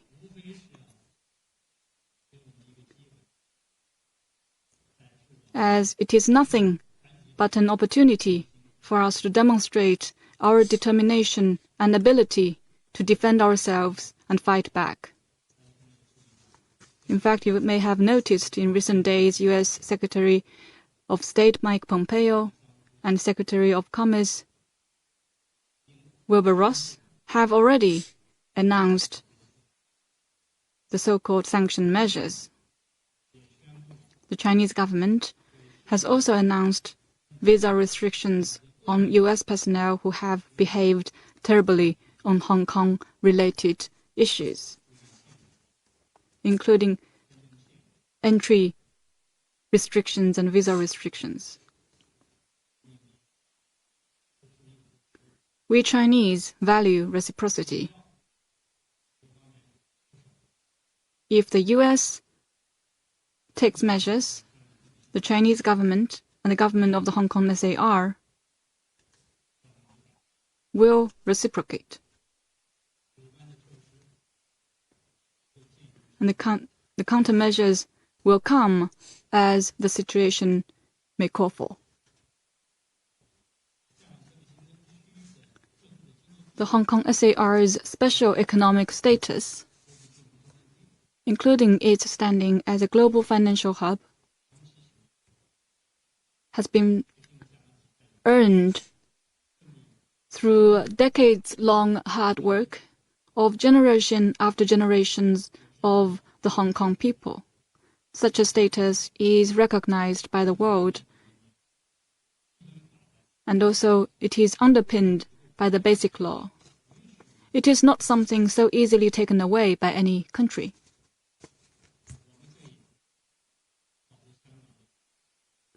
we have full confidence in maintaining Hong Kong's economic status in the world. We don't have much worries about that, because Hong Kong's status as a global financial hub and its long-term prosperity and stability are mainly dependent on two factors. One is whether or not Hong Kong's comparative advantage built over the years in business environment and financial system will be affected. And the other is whether or not the momentum of the mainland's economic development and the central government's support for Hong Kong will be weakened. Or these two are important factors, and about these two factors we have confidence. That is why we are very optimistic about the future of Hong Kong. This is the